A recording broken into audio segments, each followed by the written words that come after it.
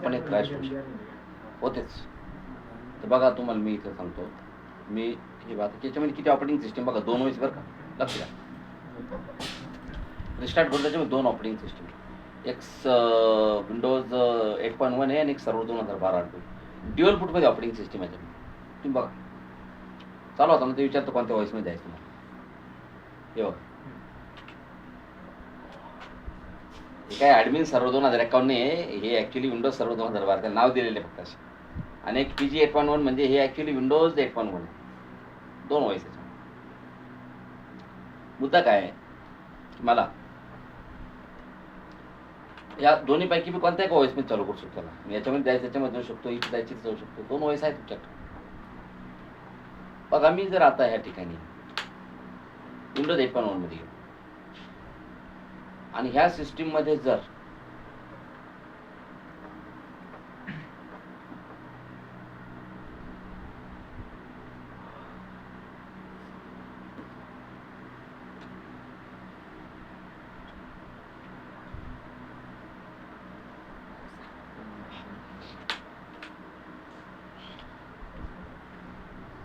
बघा आता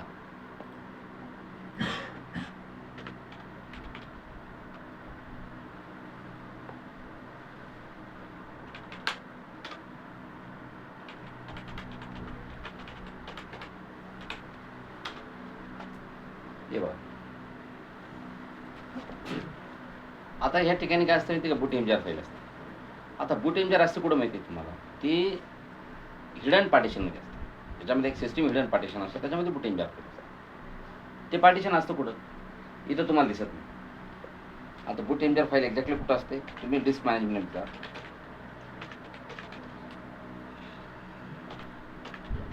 पण तुम्हाला सांगतो, ही जर फाईल जर गेली ना, मग काय करणार. हे बघा,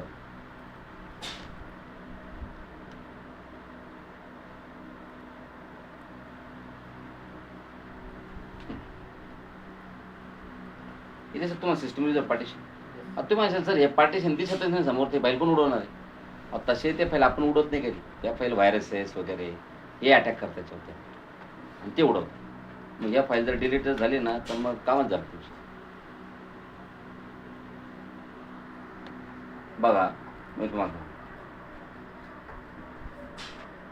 याला ड्राईव्ह, आता आपल्यासमोर ऑप्शन काय आहे की आपल्याला उडवायची ते फाईल. मी त्याला ड्राईव्ह लेटर देतो, ठीक आहे.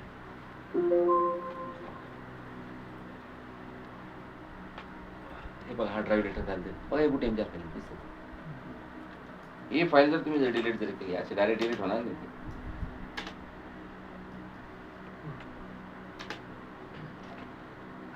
ती परमिशन असते ना,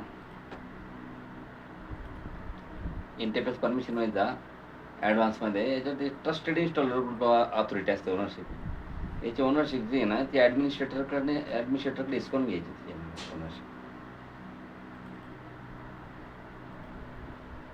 आता या फाईलचा ओनर कोण झाला, ॲडमिनिस्ट्रेटर. पूर्ण सिक्युरिटी एडिटमध्ये जायचं, इथं ॲड करायचं, इथं ॲडमिनिस्ट्रेटरला मॅन्युअली ॲड करायचं. आणि ॲडमिनिस्ट्रेटर जे आहे त्याला फुल कंट्रोल परमिशन मिळतात. थोड्या वेळापूर्वी फाईल का डिलीट झाली नव्हती, आता मी शिफ्ट डिलीट. येस गेले का. पण आता ही फाईल डिलीट होणं म्हणजे ह्या कम्प्युटरमध्ये 2 वेगवेगळ्या ड्राईव्हरची 2 वेगवेगळ्या ऑपरेटिंग सिस्टीम, 2 वेगवेगळ्या ड्राईव्हरची 2 वेगवेगळ्या ऑपरेटिंग एकच शाल चालू होणार. दोन्हीपैकी एक सुद्धा ऑपरेटिंग सिस्टीम चालू होणार नेक्स्ट टाइम. आता जोपर्यंत चालू तोपर्यंत मजा करून घ्या तुम्ही, काय टेन्शन, तोपर्यंत चालू. पण जसं तुम्ही रिस्टार्ट केल्याबरोबर तुम्ही एकही वॉईस चालू होणार.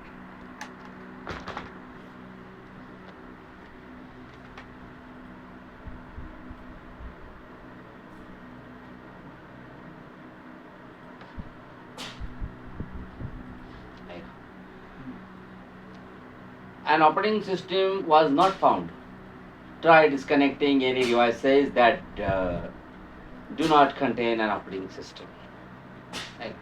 Press Ctrl Alt Del to start. तुम्ही थोड्या वेळ 2 होत्या ना, एक तर झालं पाहिजे तिथे. पण बूट MGR इतकी इम्पॉर्टंट फाईल आहे. अहो ते बूट सिस्टीम तर बूट लोडरच आहे. आता बूट लोडरच नाही तुमच्याकडे तर काय करायचं? काहीच सांग काहीच नाही. किती रिस्टार्ट करा तुम्ही.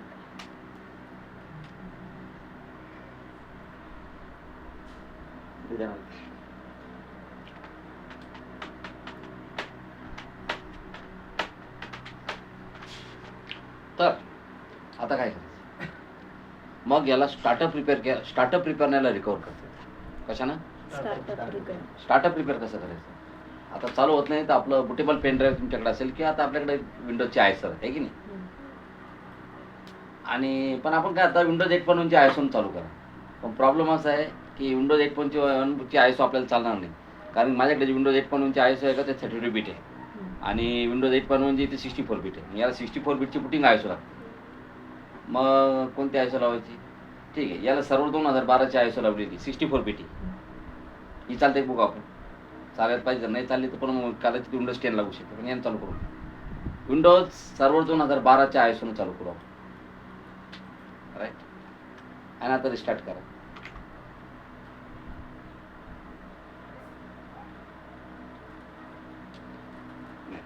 मग ते का नाही झालं? कारण की फर्स्ट बूट डिव्हाइस आहे हार्ड डिस्क याच्यात. काय मग आता रिस्टार्ट करा. F2 प्रेस करून सिमा सेटअपमध्ये जा.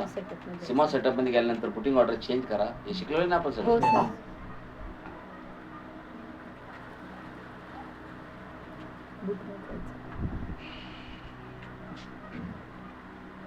बघा, फर्स्ट बूट डिव्हाइस रिमूव्हल म्हणजे पेन ड्राईव्ह आहे, सेकंड हार्ड डिस्क आहे, तिसरा CD DVD. आपल्याला तो CD-ROM करणे. आता मग त्याला प्लस प्रेस करा आणि प्लस दाबून त्याला वरती घ्या. सेव्ह करा. Exit saving changes. आता हे कशाने चालू होईल? आपल्या CD DVD आयसो.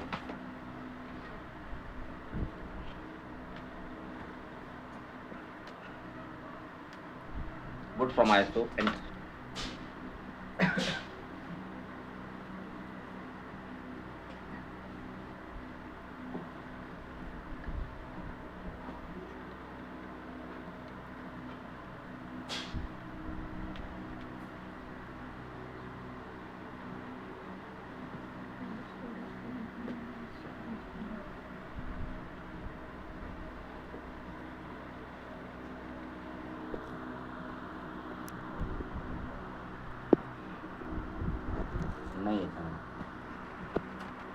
नाही, स्टार्टअप रिपेअरचा ऑप्शन आहे, बंद करा. ते विंडोज 10ची आयसो लागेल. कशाची? 10ची. मग काय करायचे? एडिट करा. एडिट करून विंडोज 10ची आयसो लावायला.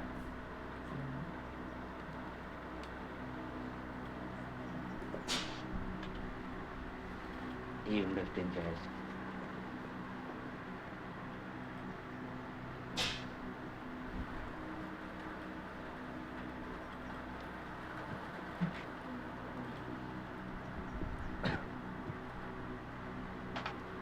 डिव्हिडिंग चालू करा.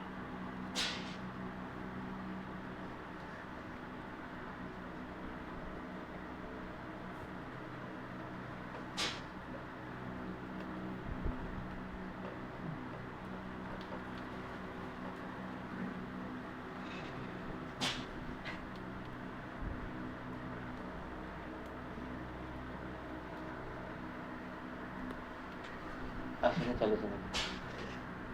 असं चिठी नाही खायचं.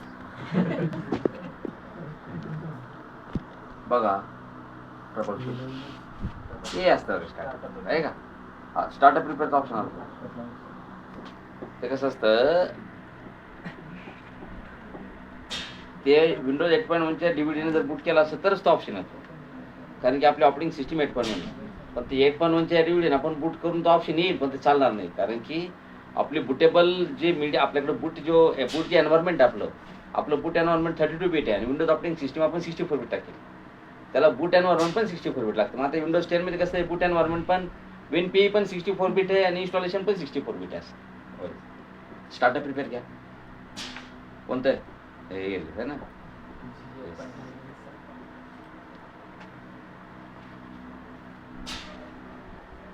पाहुणे असं करू.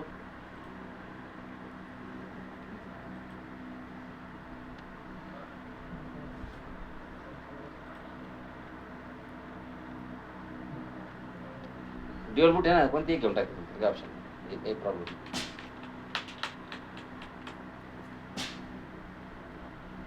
असं डायग्नोज कर.